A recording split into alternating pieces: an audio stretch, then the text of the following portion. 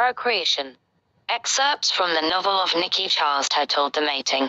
Before we begin, please click the subscribe button if you haven't subscribed yet. Chapter 1. She lay beside him staring blankly at the ceiling. The deed was done. They were mated. It didn't matter that she had no love for him nor he for her. Political alliances were more important than feelings, or so she had been told. That fact was cold comfort right now as her heart broke within her. Beside her, he stirred. She sensed him rolling over, his amber eyes staring at her. She made no move to look at him, and instead tried to steady her breathing. It was no use. As she inhaled, her breath quivered, betraying her emotional state. Despite blinking rapidly, a stray tear trailed down her cheek. The covers rustled beside her, and then she felt his finger move across her face, catching the droplet. "I'm sorry, Trina." Ben's voice was deep yet gentle. "It doesn't matter," she answered quietly, still staring at the ceiling. What he was apologizing for, she was unsure. The situation was as beyond his control as it was hers. She swallowed hard. It couldn't be helped. No, it couldn't, he agreed, sighing heavily. His arm slipped around her waist and drew her closer. She let her cheek rest against his muscular chest, too spent to protest. The sound of his steady heartbeat was faintly comforting. "I wish I could have given you more time to get to know me first, but the elders wanted our union sealed immediately." She nodded, her mind agreeing even though her heart cried in protest. The good of the pack won out over that tender organ. The fact she loved another, Christian, a moot point. Closing her eyes, scenes from the past day flashed through her mind. She'd just returned from a run with Christian where they frolicked and played in the cool shaded woods that surrounded her home. He'd been her best friend since they were pups, and recently the friendship had grown into something more. Christian had hinted that he would ask her father for permission to become her mate, and she'd been thrilled at the idea. Many of her friends were already mated, and as her 19th birthday approached, she was becoming restless, eager to experience bonding with another, but her father had held off choosing her partner. Naively, she thought he was waiting for her to find someone who suited her. Now she acknowledged that was never the case. While her father loved her, he was first and foremost their alpha, and had to put the well-being of the pack ahead of all else. Her older brother and sister had mated with packs to the north and south. With the sea at their back, it was only to the east that an alliance was needed. When Ben became the new alpha of that territory, the elders determined that a union between the packs was needed to ensure continued stability. That day, as she returned laughing at something Christian had said, Jake, her father's better, had greeted her at the door. "Trina, you're needed in the assembly room." Something in his tone of voice warned her that all was not well.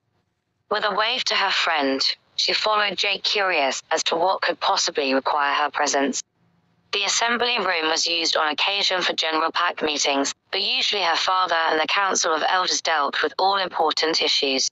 As she pushed the door open, a cacophony of emotions hit her: excitement, worry, curiosity. She puzzled over the strange mixture of moods while scanning to see who was present. In the far corner, the elders appeared pleased as they conversed with another group of older persons, all of whom were strangers to her. Her father, near the middle of the room, had a serious expression on his face, and was talking to a man who looked to be in his mid-20s. She hadn't encountered him before, so rather than approaching her father, took some time to study his new arrival. The man was taller than her father, at least 6'4", and powerfully built. His shoulders were broad, muscles rippling beneath his shirt as he gestured to make some point. Dark hair topped a pleasing face, with sculpted cheeks and a full bottom lip. Possibly sensing her inspection of him, he glanced towards the door, and his amber eyes locked on hers. There was a hard edge about him, a commanding presence that made her feel as if she were pinned in place. Slowly steadied her from head to foot, before his gaze returned to her face. She felt herself flush under his scrutiny. As he flashed a brief smile at her, she thought she caught a glimpse of softness in his eyes, but it was quickly gone, and he returned his attention to her father. She sulked. For some reason his apparent dismissal of her rankled. Her father glanced her way, sighed, and ended his discussion with the stranger. He walked towards her with a scowl on his face. Trina, you've been running again, I see. Her reflection in a nearby mirror showed her long brown hair was messy and a faint sheen of sweat gave her sun-kissed skin a dewy look. Noting a smudge of dirt on her nose, she scrubbed it off. Turning towards her parent, she gave a sheepish grin aimed at cudgeling him out of his mood. It was too nice a day to stay indoors, but what did I tell ye? It isn't safe to be out alone in wolf form. It's hunting season, and even though our property is posted, the humans don't always heed. I was with Christian and we didn't go near the edge of the property. We aren't fools, you know. Christian, her father frowned, and then sighed again. Trina, I have something to tell you. As you might know, the pack to the east has a new alpha. His name is Cain. He nodded towards the man standing across the room, and Trina shot him a glance again before smiling with polite interest at her father's news. He's come to meet you. She wondered why she was being summoned. The politics between the packs had never been of concern to her. Her father didn't involve her in council meetings. Yet clearly, she could only assume that the gentleman in the corner talking to the elders of her pack must be representatives from the Eastern group. Yes, Ben is here to meet me. And you, me. She couldn't contain her surprise, and a strange quivering feeling began to develop within her. Yes, you. It has been decided by the elders that with a new alpha in charge, a fresh alliance should be created. Ben is willing.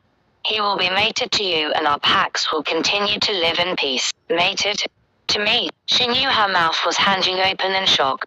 Darting a glance across the room, she saw Ben staring at her blandly, his hands behind his back.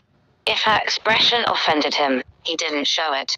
She looked at her father, blinking to hold back the tears that threatened to fall.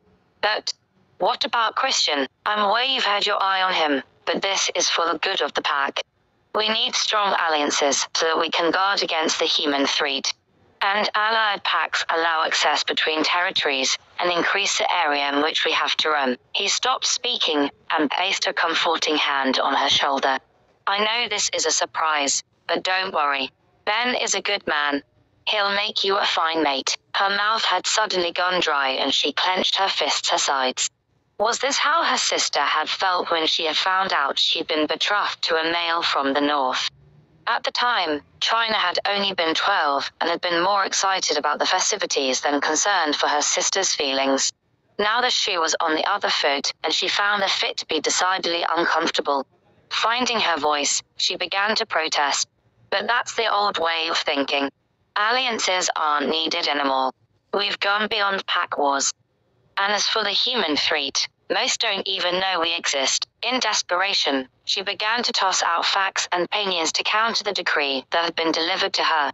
Packs coexist peacefully because of the long-standing tradition of alliances. Unions between packs join us together and ensure respect of territories. Her father kept his tone even, but she sensed he didn't enjoy having to explain this to her. He was from the old tradition, as were many in her pack, and expected unquestioning obedience. As the youngest in the family, she'd been treated more leniently than the others. Less had been expected of her. Now she could hear the implicit lecture. She should have paid more attention to pack politics, taken an interest in what was going on. If she had, she would already know these things. He continued to speak. And the human threat is still real. Not so much that they know we exist, but that they continually try to encroach on our territories. We need to be united and stand firm against selling our land to developers. She opened her mouth to protest again, but her father's stern look had her shutting it, leaving the words unspoken. It was useless to protest. The elders had decided, and the Alpha had concurred with their decision. To go against the edicts of the pack would result in being cast out. She'd lived her whole life in a pack. The concept of being alone was unthinkable, yet the idea of mating with a total stranger was also abhorrent. When she managed to pronounce one word. Tonight, there is no use in waiting. Ben and his council are here. A dinner is being prepared, and the rest of the pack is being notified. We'll conduct the ceremony as the moon rises. 3 hours. 3 hours, and she would be bonded for life to a man she'd never met before today. She could hardly process the thought. Suddenly she realized that someone was speaking to her. Looking up, she saw Ben had moved forward and was standing beside her father. I'm pleased to meet you, Trina. His voice was deep and loud, his eyes steady on hers. Somehow, she managed to croak out a hello. Ben appeared even larger up close, and she wished she had more inches to her height. At 5'6", she was an average size, but next to the new offer, she felt positively petite. Her father nudged her with his elbow, and she noticed that Ben had extended his hand towards her. Tentatively, she reached out and took it. The warmth of his skin immediately enveloped her and shot up her arm. Startled, she craned her neck to look up at his face, and noted a smile pass over his mouth. I think we will suit each other. He nodded to her father, and then gave her hand a squeeze. I'll see you later at the ceremony. Ben looked her up and down again, before taking his leave, and heading over to where the councils were meeting. Trina, I must go.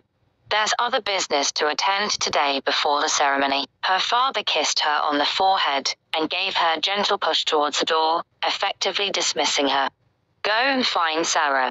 She's been instructed to help you get ready. Sarah was Jake's wife, and in some ways like a surrogate mother to her.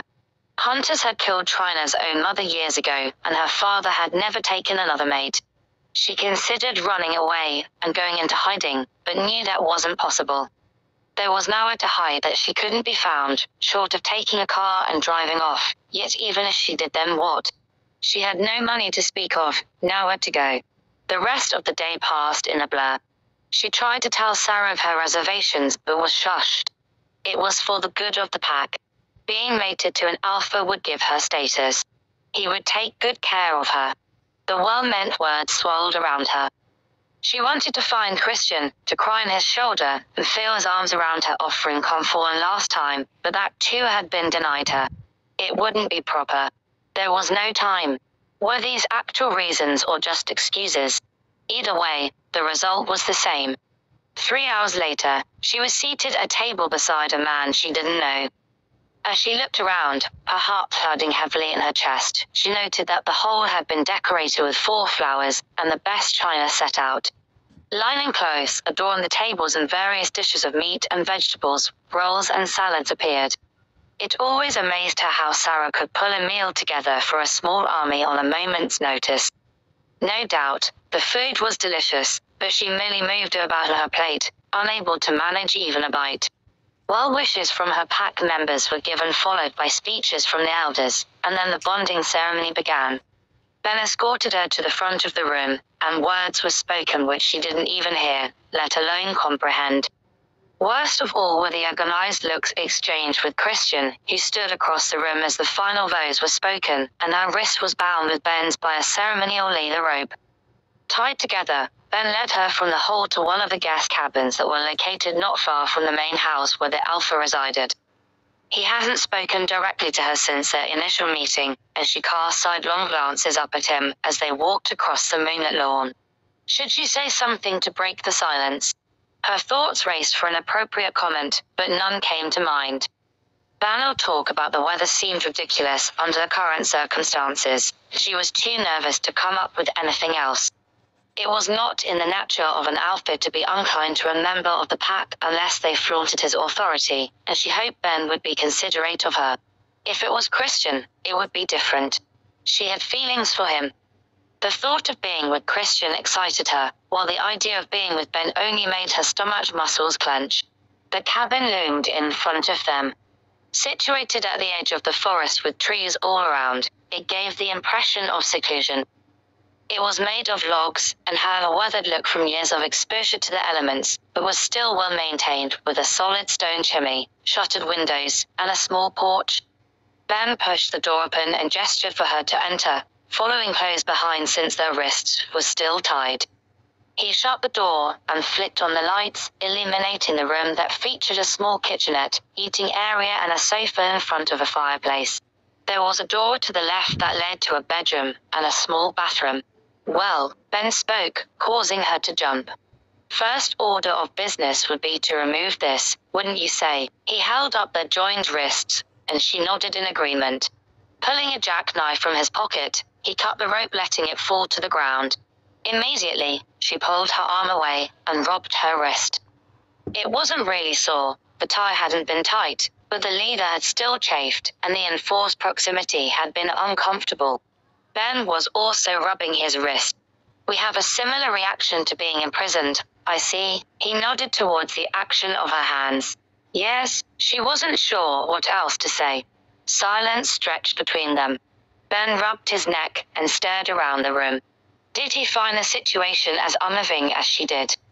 Had he really wanted to be her mate, or was he turning his back on someone he loved for the good of his pack, as well? Did she dare ask? Before she had time to decide the wisdom of such a question, he addressed her again. "It's getting late.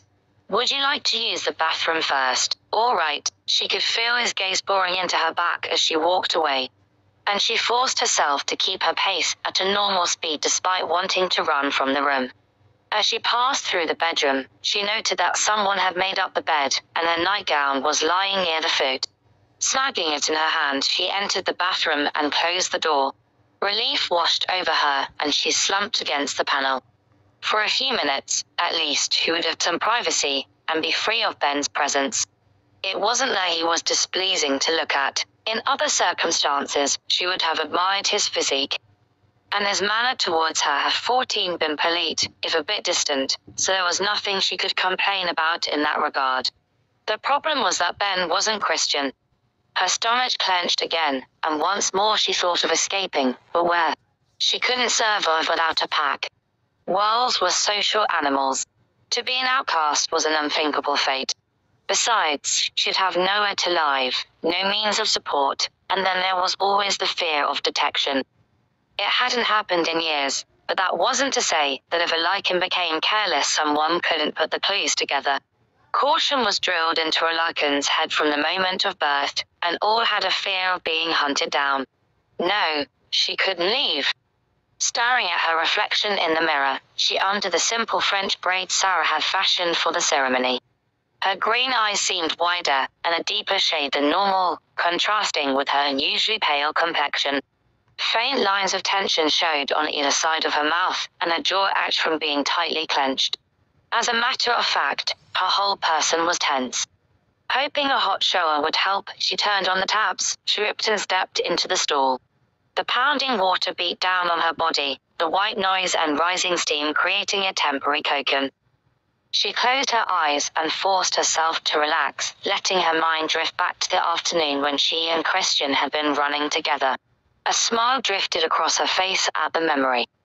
It had been so much fun running like the wind, feeling her muscles stretched to the limit as she sought to outdistance her companion. Christian had tackled her to the ground, and they'd rolled about, nipping at each other before bounding away, only to jump and tumble again. She'd nuzzled him and he'd licked her face. Then they'd run back to the pack house, transforming into human form just inside the edge of the woods. Her hair still had grass stuck in it. Christian had picked it out before resting his hands on her shoulders and hinting at speaking to her father. It hadn't happened, of course, and never would. Her youthful hopes and dreams had been dashed, pushed aside by the political planning of elders. Did they even remember what it was like to be young? To feel the day brighten at the sight of the one you love? To feel your heart race at the sound of that special person's voice, and your skin tingle at the softest touch of their hand? Not likely. She shivered and realized the water was growing cold. Reaching out, she shut off the faucet with a shaking hand. She delayed as long as she could. Ben would be waiting for her. Donning her nightgown, she went to meet her fate. Tilde, her thoughts had brought her full circle, and now she was pressed against Ben's chest, his arm around her waist. She felt trapped both by his limb and the fact that her life was now bound to his. The future loomed ahead. What would it be like to spend the rest of her life with this man? To share his bed, bear his young, grow old beside him?